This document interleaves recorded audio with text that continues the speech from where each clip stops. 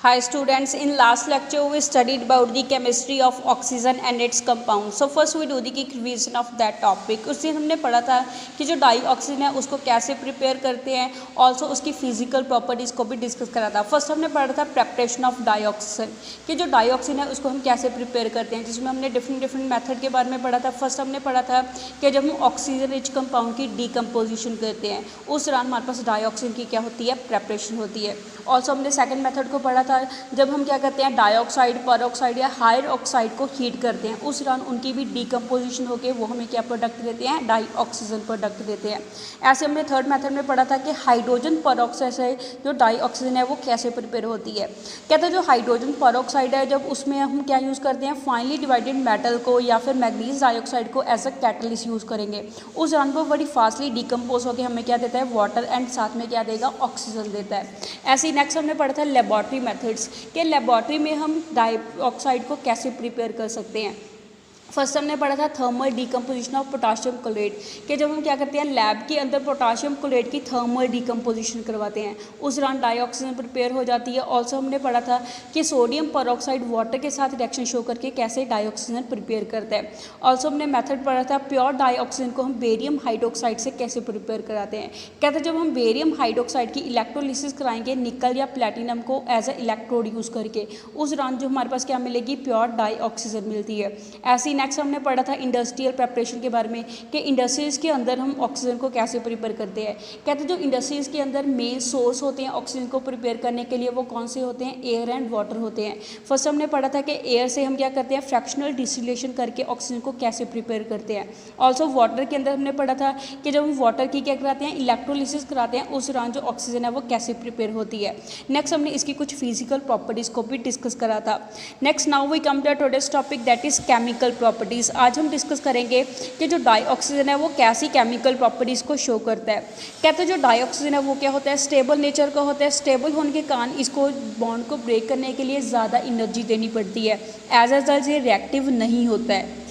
Next कहते हैं जो डाइऑक्सीजन है वो हाई टेम्परेचर के ऊपर ही रिएक्शन शो करता है, वो नॉर्मल रूम टेम्परेचर के ऊपर रिएक्शन शो नहीं करेगा, बिकॉज उस केस में जो हमारे पास क्या होगी, डिसोसिएशन इंथैल्पी की वैल्यू हाई होगी. कहता है एक बार जब रिएक्शन स्टार्ट हो जाती है उसके बाद रिएक्शन अपने आप प्रोसीड करती है. वो किस वजह से होता है, बिकॉज कहता है जो डाइऑक्सीजन की केमिकल रिएक्शन है वो किस नेचर की होती हैं, एक्सोथर्मिक नेचर की होंगी. एक्सोथर्मिक नेचर की होने के कारण कहता है यहाँ पे जो हीट प्रोड्यूस होती है रिएक्शन में वो इतनी सफिशिएंट होती है ताकि वो रिएक्शन को फर्दर क्या करा सके, प्रोसीड करवा सके. Next sum of its chemical properties. अब हम इसकी कुछ केमिकल प्रॉपर्टीज को डिस्कस करेंगे. जैसे फर्स्ट केमिकल प्रॉपर्टी क्या है, एक्शन विद लिटमस, कि लिटमस के साथ जो ऑक्सीजन है वो कैसा बिहेवियर शो करेगी.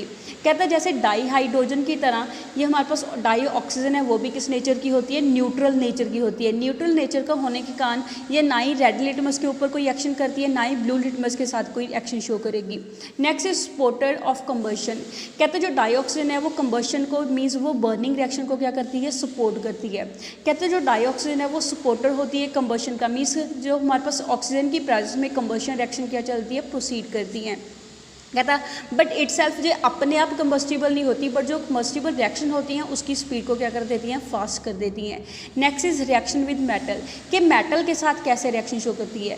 कहते हैं जो डाइऑक्सीजन है वो डायरेक्टली क्या करेगी, सभी जो ऑलमोस्ट कहते हैं जो सभी मेटल हैं उसके साथ रिएक्शन शो करती है. अकेला किसको छोड़ के, हमारे पास गोल्ड या प्लेटिनम को छोड़ के, बाकी सभी मेटल के साथ ये क्या करेगी, रिएक्शन शो करेगी. जैसे कहते हैं हमारे पास फर्स्ट हम पढ़ेंगे एक्टिव मेटल. एक्टिव मेटल कौन से होती हैं, सोडियम कैल्शियम, इनके साथ कैसे रिएक्शन शो करती है.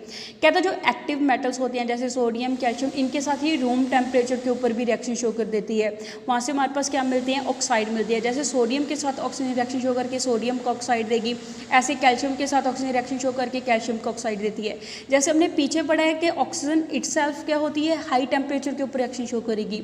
वो अपने आप हाई टेम्परेचर के ऊपर रिएक्शन शो करती है, नॉर्मल रूम टेम्परेचर के ऊपर रिएक्शन शो नहीं करती है.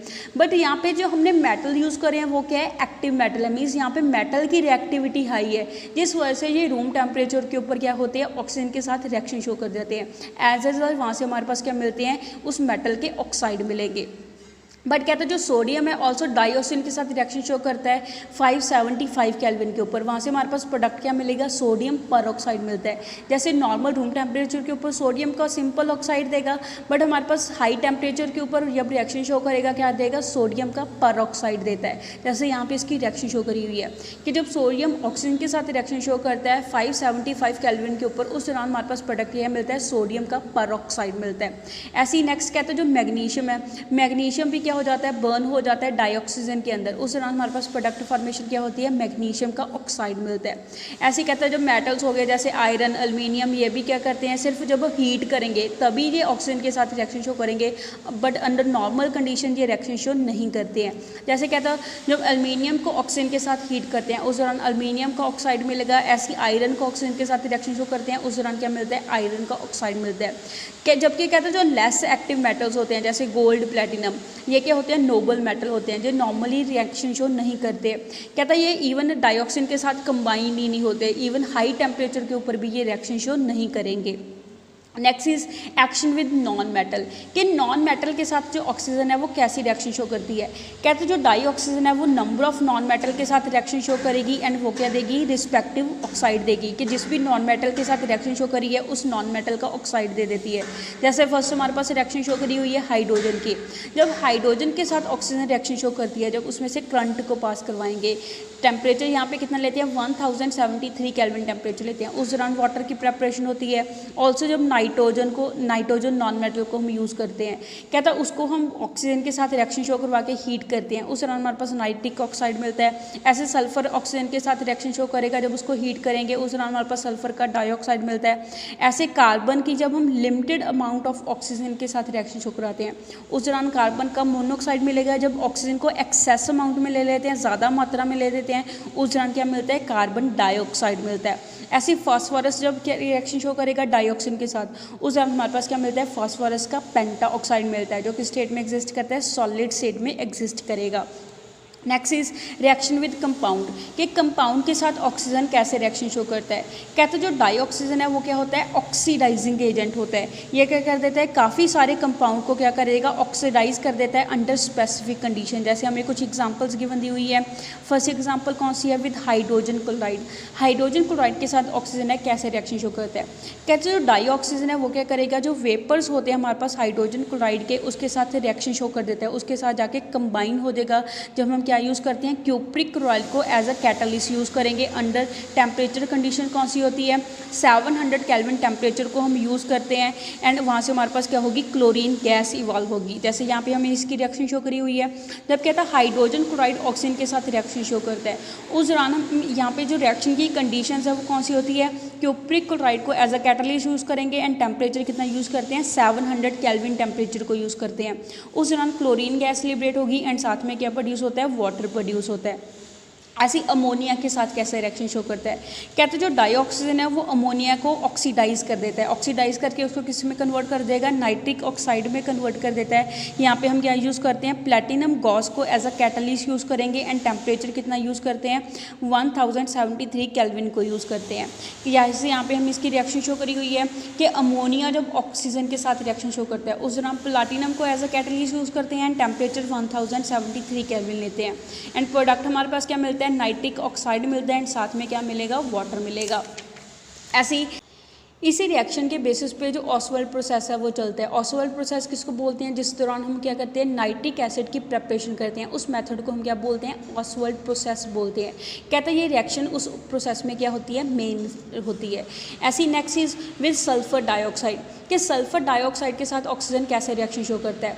कहते हैं जो डाइऑक्सीजन है वो सल्फर डाइऑक्साइड के साथ कंबाइन हो जाएगा जब हम रिएक्शन कितने टेम्परेचर के ऊपर करवाते हैं, 723 केल्विन टेम्परेचर के ऊपर रिएक्शन कराएंगे in the presence of finally divided platinum and vanadium pentoxide. यहाँ पे हम क्या यूज़ करते हैं, फाइनली डिवाइडेड पाउडर की फॉर्म में प्लैटिनम को यूज़ करेंगे या फिर वेनेडियम पेंटाऑक्साइड को एज अ कैटलिस्ट यूज़ करते हैं।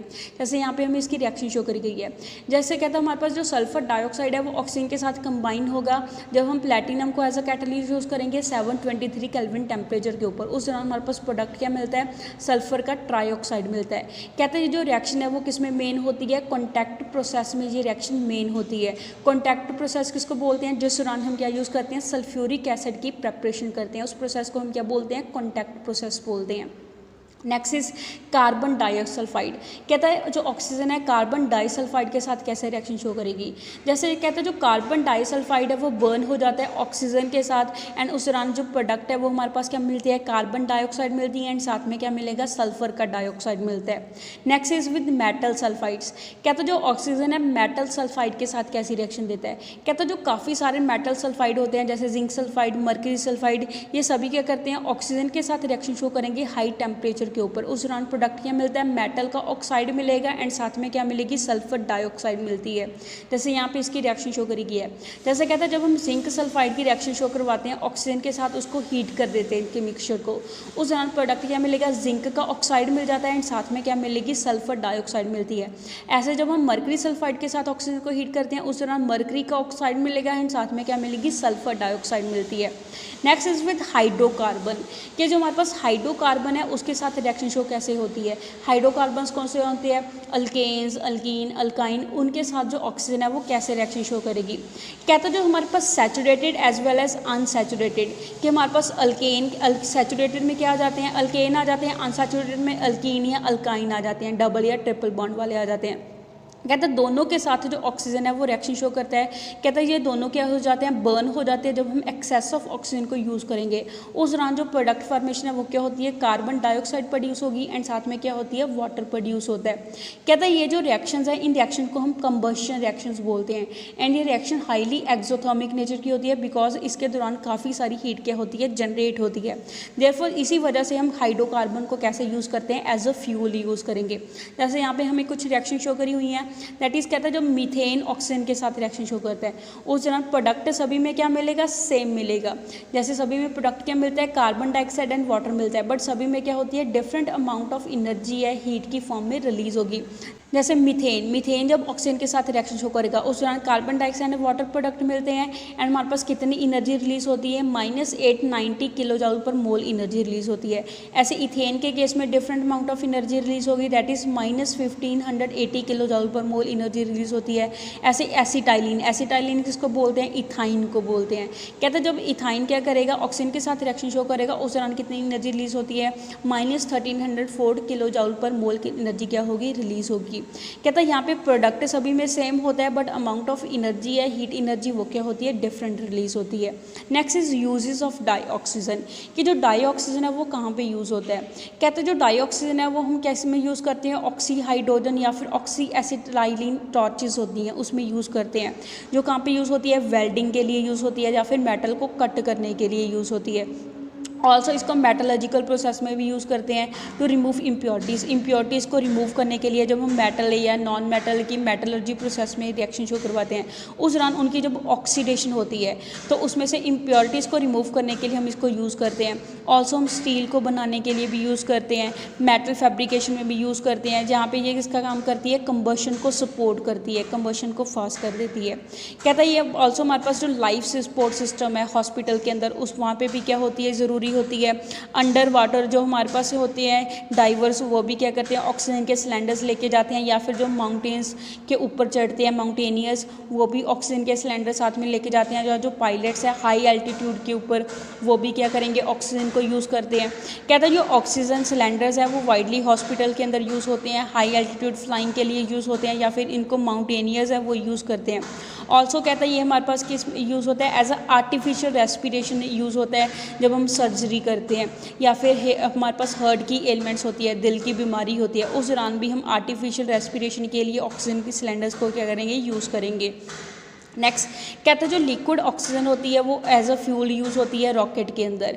कहता है फॉर एग्जांपल जैसे हाइड्रोजन है, हाइड्रोजन का फार्मूला क्या होता है, NH2, इसको हम क्या बोलते हैं, हाइड्रोजन बोलते हैं। कहते हैं जो हमारे पास हाइड्रोजन का मिक्सचर ले लेते हैं लिक्विड ऑक्सीजन के अंदर, वो क्या करता है, ट्रमेंडस थर्स्ट प्रोड्यूस करता है रॉकेट्स के अंदर, एज अ सर उसको हम एज अ रॉकेट फ्यूल क्या करेंगे, यूज़ करेंगे।